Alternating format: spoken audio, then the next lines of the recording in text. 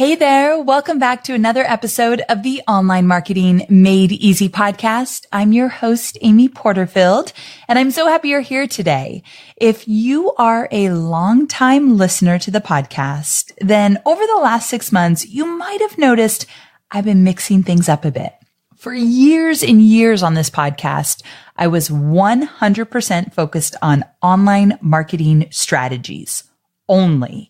So the step-by-step specifics of how to build an email list, how to use social media to do so, how to create a digital course, how to launch a digital course with webinars, and then everything in between.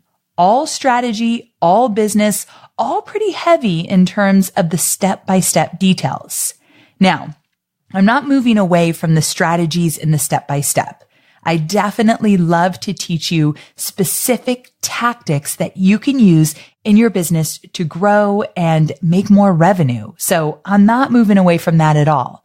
But I am going to include, and I have been, some more conversations around the mind game when it comes to building a business and being an online entrepreneur. And I'm also starting to share more and more of what it looks like behind the scenes of my business. So I've made this shift because you've asked for it. You share with me how you struggle with the fears and the confusion of building an online business and putting yourself out there and going live on video. Like, I know there's a lot of mind games that happen with all of that. So you shared that with me, and you've also shared with me that you love when I take you behind the scenes and I introduce you to my family, Hobie, and of course, Scout makes an appearance on a lot of my podcasts because he likes to bark.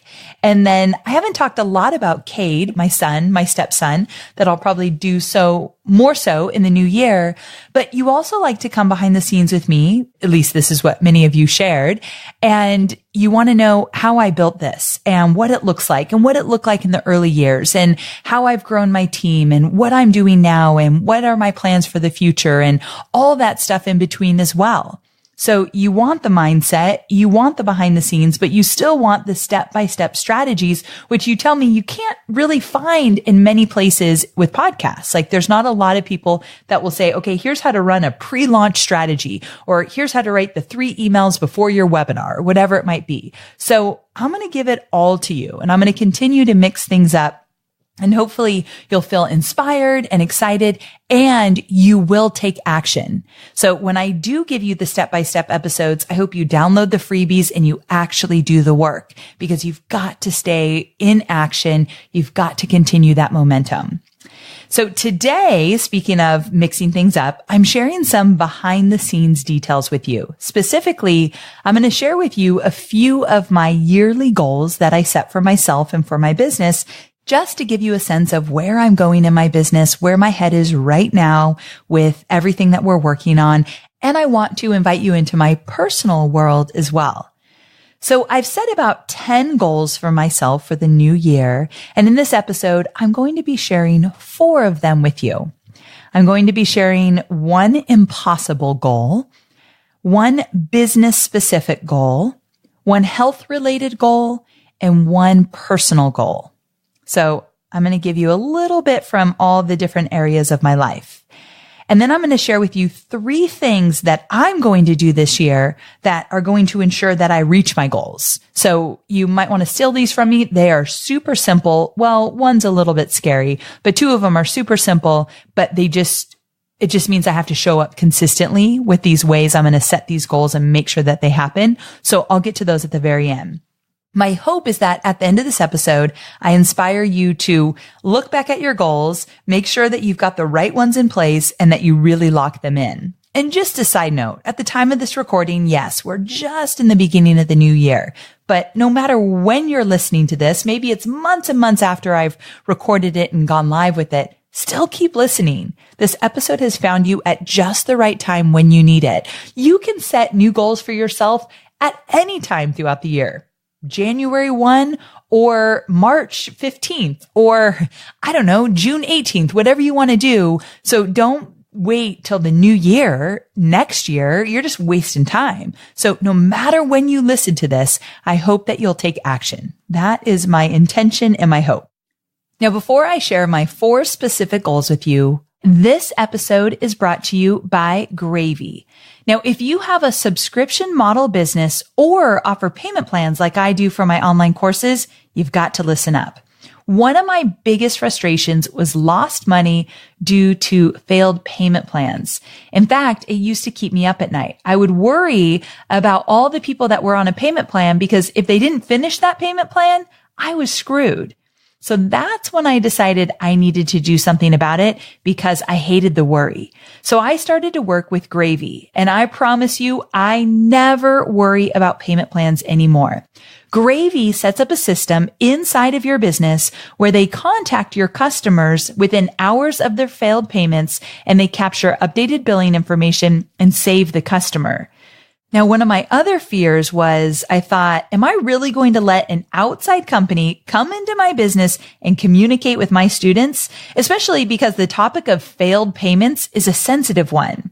However, I took the leap, and I'm so glad I did because Gravy is like an extension of Team Porterfield. When they reach out to people, when they talk to people, they act as though they are part of my business, and they do it with compassion. So it has been so seamless.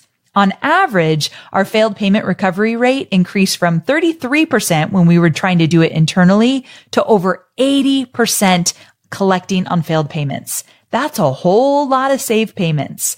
So if your revenue is currently at $250,000 or more, and you know you're losing money due to failed payment plans each month, I want to encourage you to check out Gravy. The cool thing is Gravy is waiving the setup fee for all of my listeners. So go to amyporterfield.com/gravy. Okay. So first up, my impossible goal. Now, before I tell you what it is, I think I better explain what the heck an impossible goal is all about. As you all know, I am in Brooke Castillo's Scholars Program. And so for any of you who are also in Scholars, then you already know what the impossible goal is all about. So for those of you that are not in Scholars, let me just tell you about it so you kind of get a good sense. A while back, I talked about an episode Brooke had done on her own podcast called Obstacle Thinking. And this episode she did was all about the fact that we set goals and then our mind goes crazy.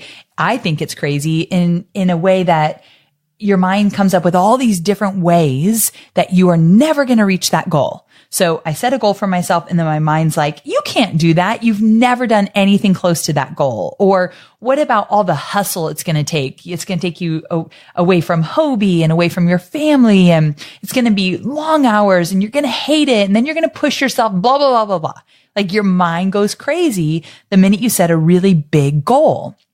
And so in Brooke's episode, she was talking about how to deal with obstacle thinking and what to do instead. So I told you guys about that episode a while ago. I found it really fascinating because I have consistently shied away from setting super scary goals in my life because, to be quite honest, I didn't want to feel uncomfortable or let down or worse, disappointed in myself when I didn't hit the goal. You know, I work with a life coach, Corinne, and I was telling her the other day, I hate the idea of setting big, scary goals because they just make me feel bad. Like I don't reach them and then I'm a failure. And she's like, whoa, this is so perfect. You need to set big, scary goals because you've got to work on your fear of failure and not meeting them. So this concept of an impossible goal takes things up a notch from the episode I told you about, this obstacle thinking. It takes it like a million times further because this approach is you're setting a goal that you believe is impossible, but you're looking at this goal in a totally different way than you might have looked at any goals you've set before. So by telling myself this is an impossible goal, I'm automatically eliminating my brain's ability to scale back to being comfortable or safe. So when I say, okay, I set this goal for myself, but it's impossible, right away my brain's like, oh, I'm going to tell you all the reasons why you can't do it. And I'm like, oh, it's okay. I already know it's impossible. You don't even need to waste your time. I get it. So my brain is not working on overdrive trying to tell me all the reasons why I can't do it. And so I'm approaching it in a different way. So you might be thinking right now, why would you set a goal that you believe is impossible? Like, why even bother if you think you can't even reach it? And that's the exact question that I asked my coach, Corinne. I told her, I said, look, I don't even see the point of this, and I already feel uncomfortable about it. Like, I kind of got mad. Like, what are we doing this for? And she said that I need to show myself what I'm made of, what I'm capable of, and that there's power in epic failures. So the learning along the way is what is priceless. When you go for a goal that seems huge or out of reach, here's the thing. You have to show up differently. You have to be a different person than you are right now, the person that sets really attainable goals. You have to think differently. You have to up level in so many aspects of your life in order to go after a goal that you believe is impossible, but you're still going to go after it like, okay, I'm going to get it. It's impossible, but one day it might be possible. So I'm going after it. That's a very different person that's going after that goal than going after goals that I've set for myself in the past that were very safe. So the way it's explained in Scholars is that it says, we are encouraged to fail for the sake of learning how to fail and learning from the failure. Okay. So I read this and I was like, oh hell, like I hate this and I need it so bad. Like I need to learn how to fail and be okay with it. And so when I read that, I thought, all right, I'm in. Because then I read a little bit more and it said, if you limit yourself to what you already do well, your world becomes small. And then it like hit me like, because you all know, I just recently did a podcast episode about the fact that we are all going to play a bigger game, that you are a big deal. I am a big deal. We're playing a bigger game. So when I read, if you limit yourself to what you already do well, your world becomes small. I was like, I cannot have anything to do with that.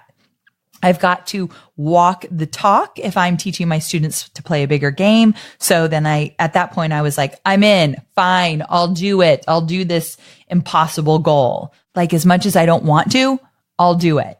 So here I am talking to you now, telling you I have set an impossible goal. And I now believe that my openness to fail will lead me to great things. I have adopted that. I believe it. It is becoming part of how I think. So here I am. All right. So do you want to hear my impossible goal? My impossible goal is that I want to hit $10 million in my business by the end of this year. So by the last day of 2019, I want to hit $10 million in revenue. And here's the caveat with that. I want to do it primarily by selling my digital courses and not adding a bunch of new courses or new products or crazy new initiatives to make it happen. So $10 million with simplicity and ease. I'm not going to hustle my butt off to make that happen in a way that it depletes me or my health or time away from my family. So I got to do it in the way that feels right to me.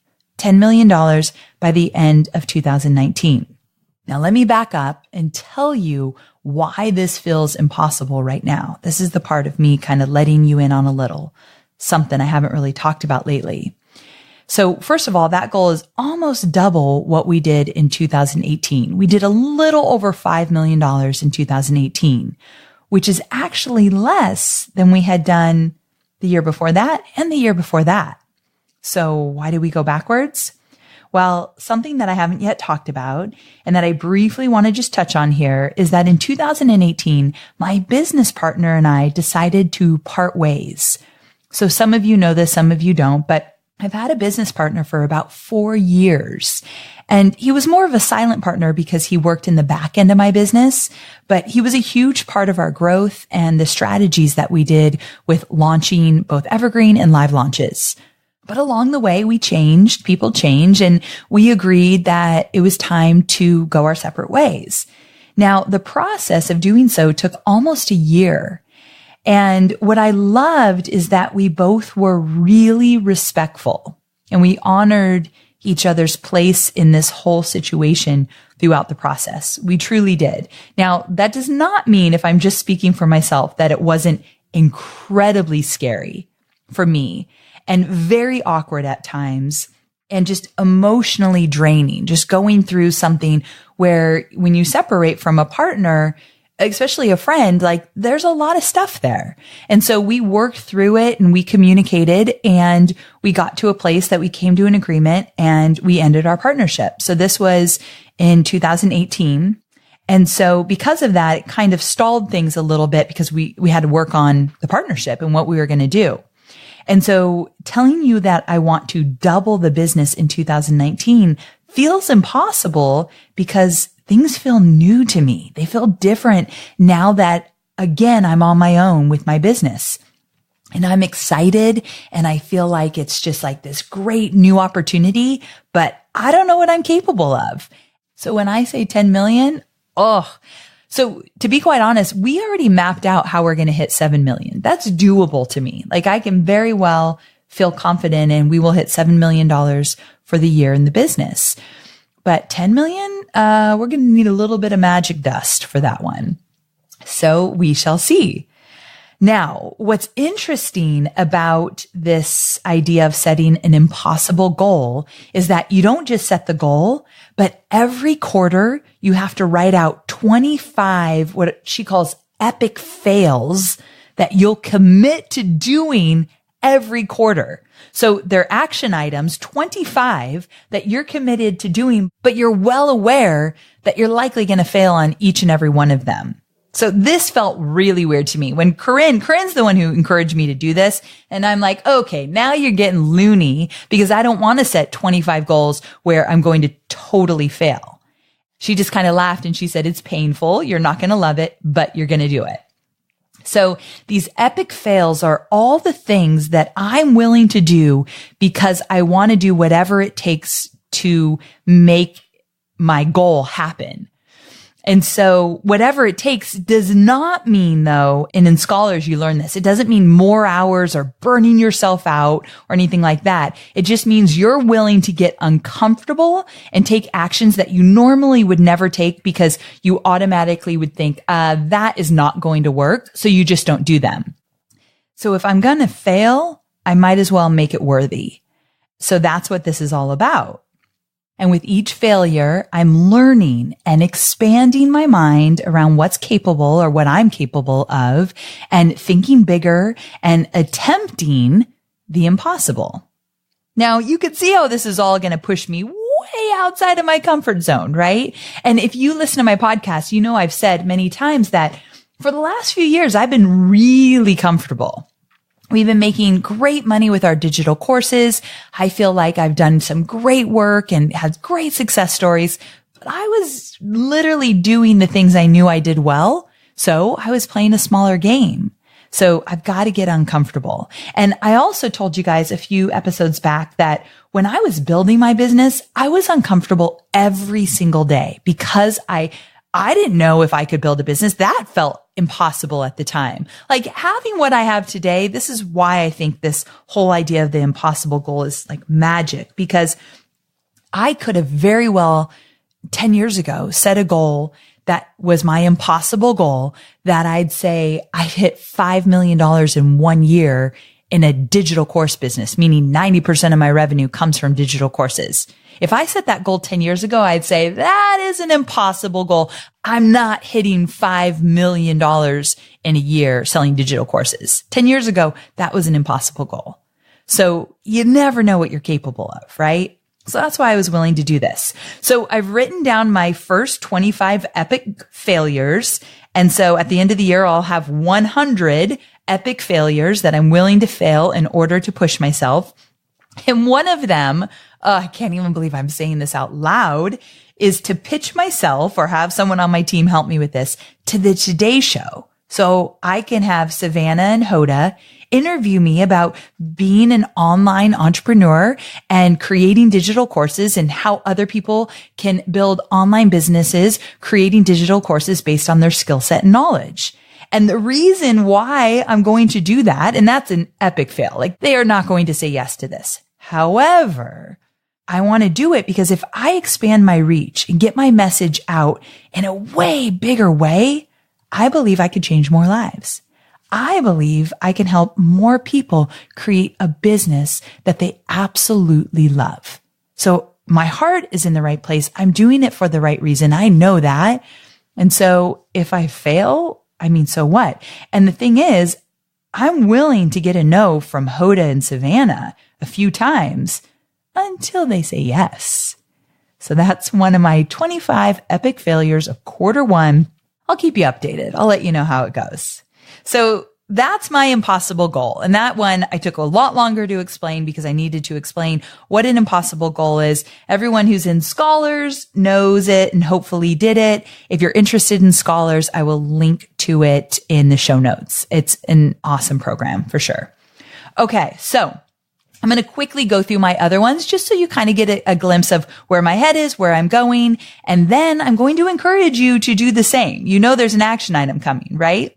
So goal number 2 is my business goal. So yeah, the first impossible goal was related to business, but it was like on a whole other playing field. So this one is truly going to happen. This does not feel impossible. My business goal, one of my business goals is to create a group coaching program in the middle of 2019. And it's going to be for my more advanced students that have been creating a course. They've probably launched maybe one time or more. They've gotten some results, but they want to up level. And so, yeah, we might have some people that have just launched maybe once or twice. Other people have launched 6, 7, 8 times, but everyone in the group coaching program are creating digital courses, launching them with webinars, both live and evergreen. There will be definitely a big focus on evergreen because when you're scaling your business, that's where you're going. And we're just going to talk about playing a bigger game and what it looks like to have a business that you're scaling. So many of my courses cater to people that are just getting started. But this time I want to work with people that have been at it for a bit and they're ready to really dig in with me. So there's a huge component of me being present and talking about bigger things and getting into some bigger strategies and talking about more advanced things that we've never talked about before, but also making sure that my students are being accountable to getting their courses done and launching and getting the work done. So there's going to be a huge accountability part of it, and it's going to feel very personal and more intimate.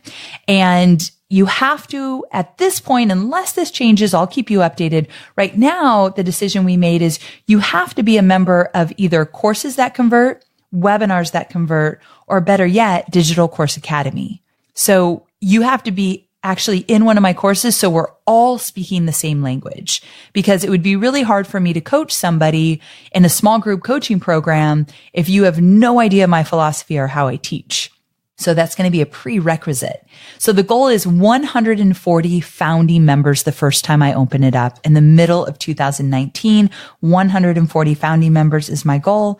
I think we can do it. I think it's going to be pretty epic. And my students have been asking me for a mastermind for a long time. And although I'm not ready to do an in-person mastermind, it doesn't fit my business model or personality really the way I want it to just yet. I might change my mind down the road.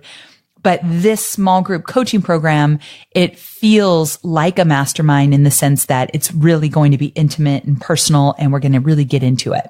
So that's the first time I really talked about it in that way. Some details might change a little bit.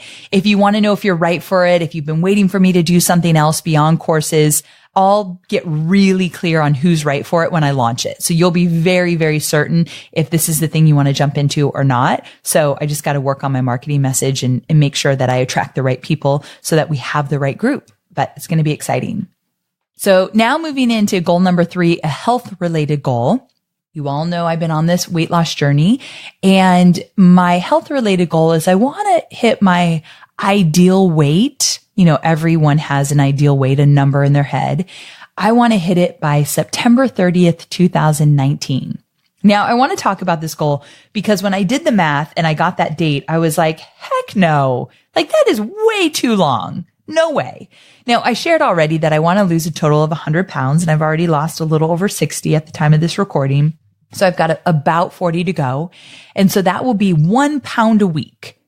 So on September 30th, roughly give or take a little 1 pound a week. And when I did the math, I thought, I don't want to wait till September 30th. I've been doing this since the very end of March, early April of 2018. So I'm like, oh, this is taking way too long. So of course I told my coach, like, I don't love this date, but I also don't want to pressure myself into losing it faster because this is my life now. Like, I have no intention of ever gaining this back. So I know slow is better. But I said, I just want to be done. And what I told my coach was, I said, I already feel like somebody who's at their ideal weight. I've done so much work on this, and 60 pounds is a lot of weight to lose. And I feel like I'm already there. And so I just want the weight to catch up. And she said, why don't you just continue to be the person that's already there? So the way you think, the way you talk, the way you act, the way you eat, the way you exercise, you're already someone that is at their ideal weight. You just stay there in your mind and let the weight catch up to you. It doesn't matter if the scale is slow, as long as you are living as the person you want to live as. Like, I'm being that person that is at their ideal weight. I was like, oh gosh, she's always blowing my mind and kind of like 10 steps ahead of me. So I have to process it for a while. But I agree. So I don't want to rush this. I want to do it the right way. I don't want to be discouraged when I get on the scale and it's not going fast enough, because then, because it's my weight and my health, I don't want to do anything drastic. So that's why I didn't set an impossible goal around this. I wanted it to be very realistic. So there you go. September 30th, 2019, I will be at my ideal weight. And then the final one, I'm embarrassed to say this one. I am genuinely embarrassed to talk about it because it's going to sound a little weird to some of you, but I promised you I'd share this stuff. So my fourth and final goal I wanted to share with you is a personal growth goal.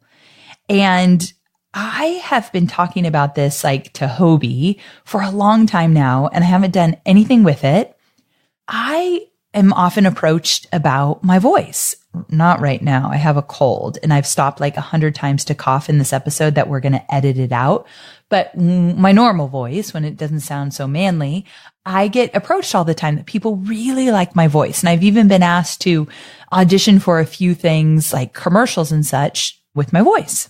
And so I started to kind of explore the world of voiceover work because one of my star students, Carrie Olson, she is a voiceover expert, took my course, learned how to put her expertise into a course, and she launched it with great success. She's still making money with her digital courses that she created years ago. And now she started a membership site, and basically she's had huge success as a voiceover expert. And I mean, big names have signed her. I don't know if it's called voiceover expert, voiceover talent. And so she's landed big gigs is what I'm trying to say. And so because she's had great success really quickly, she teaches other people now how to do it. So you guys know my motto, I want to just get laser focused training when I can. And so I am going to hire her to be my personal coach. And my goal is to get 7 paid voiceover gigs in 2019. Now I'm not doing it for the money, and I'm not doing it as a career, as you guys know, like I'm not switching jobs or anything.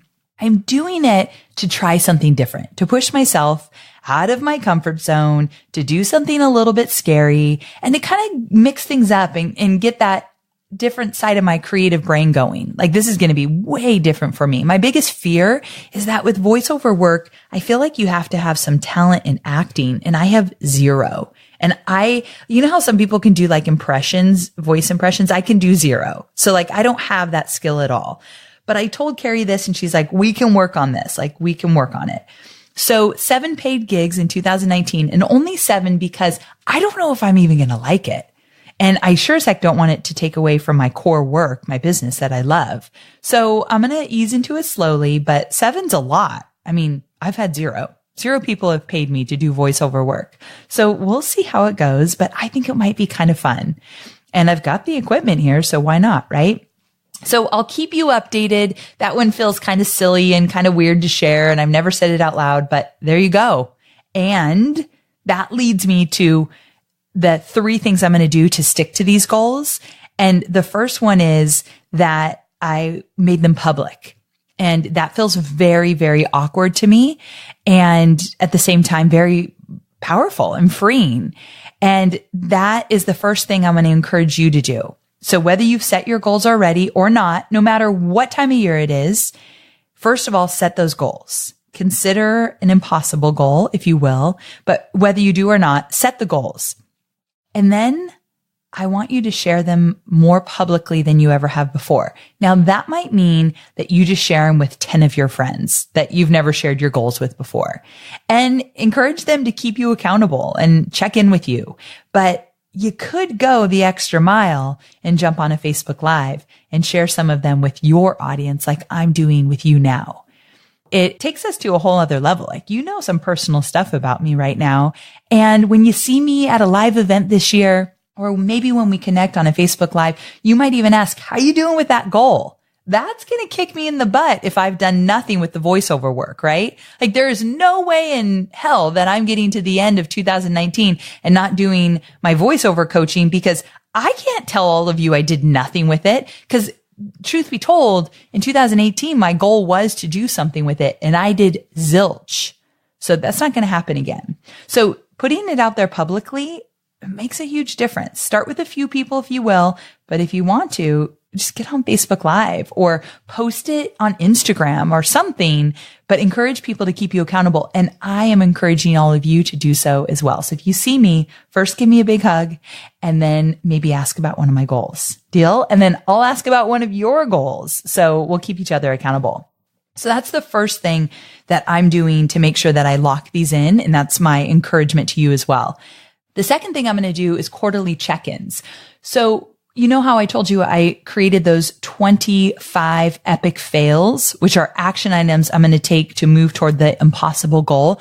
Well, I need to do 25 each quarter. So right away, I've got to check in each quarter, see how I did with the 25. And I'm going to do that with my coach. So she's going to keep me accountable with those. And then I'm going to create 25 more. So I have 100 by the end of the year. I'm also going to check in on my other goals. The other goals are just as important to me. That impossible goal is one thing. Like I said, I have 10 of them.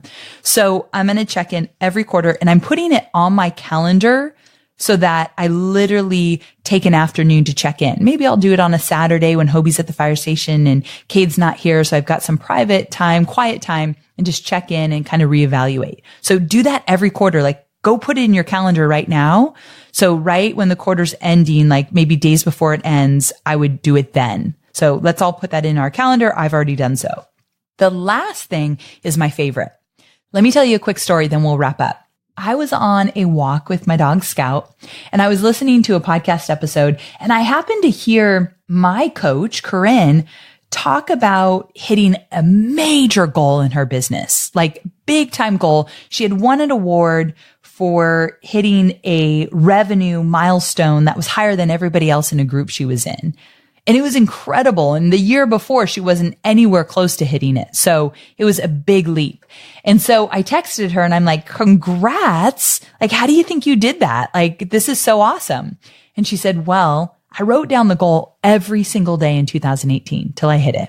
Every single day. And she hit the goal. And she really does believe that putting it in front of her and making it so every single day was a huge factor in her hitting that goal. And then I went on that girls' weekend. Remember when I went with Rachel Hollis and Jenna Kutcher to Blackberry Farm in Tennessee? And I went on this girls' weekend, and Rachel showed us her new journals that she had, and they hadn't even been out yet. Like, we got the hot off the press. And I looked, and in this journal that Rachel created, there's a place for every day to write down all your goals. I've never done anything like that before. And Rachel said she's done it for a while now. And the girl is a powerhouse. Like, if she's doing it, I'm doing it. I believe in her consistency and her strategies and how she approaches things, especially with goal setting. So I'm like, well, I'll do it then. So after Corinne told me she did it, and then Rachel created a journal where she did it, I'm like, game on. So that's the last tip I want to give you. I want to share with you. I'm doing that every day, guys. I've got my journal. I've got my Hollis journal. Every day I'm writing down my goals every single day, all of them. And then I'm also doing some journaling around them and working with my coach on them and all that good stuff. But the writing down is the one consistent thing that's happening every single day. And I'm not really big into journaling. So it's kind of a lot of mental work, like, here I go again, but I'm doing it. So I encourage you to do that as well. At the time of this recording, if you catch it live, we're going to do something fun on social media where we're giving away a few of Rachel's journals. So if you want to win one, come on over to my Instagram. I'm at Amy Porterfield on Instagram. So we're going to do some giveaways, which will be fun. But even if you don't get a journal, you definitely can get a notebook and write those down every day, right? I mean, this is doable and I think it's powerful. So I dare ya, just do it to see what happens. You never know. It just might change your life. Here's the thing. I'm sure over the course of the day or over the week, you do so many things for other people, for your students or your clients or your family, your friends, and you rarely sit down and do something just for you. You are building an online business. You are making big things happen. You have to set some goals, and a few of those better scare you, or you are playing small, just like I was. So I really hope that you are inspired right now and excited to set some really scary goals and, just like me, not be afraid to fail this year. Now, to be quite honest, I am afraid to fail, but I'm going to accept that. Like, I am embracing failure this year. That is a huge, huge part of my learning process. And I hope that you consider adopting that as well, because I really do believe it will make us better in our lives and our business. So many learnings can come from it. Okay. So before I wrap up, remember that our sponsor this week is Gravy, my very own 24/7 engagement team who contacts my customers within hours of their failed payment, captures updated billing information, and saves the customers that I have worked so hard to acquire. So if you have a subscription model business or if you offer payment plans, you've got to check out Gravy. amyporterfield.com/gravy. When you go to that page, you'll see that there's an option to get a free consultation with them. You just got to talk to them and see if your business is right for what they do in terms of capturing failed payments and making sure that everything on the back end is running smoothly so that you do not lose money with your membership site or your payment plans. amyporterfield.com/gravy. Okay, guys, next week's episode is going to be a lot of fun. We posted on social media asking for your burning questions around building a business and list building and course creation and webinars and all the stuff in between. And you asked some really good questions. Well, in next week's episode, I'm answering a bunch of them. So it's going to be a fun one. I hope to see you there. Until then, make it a great week. Bye for now.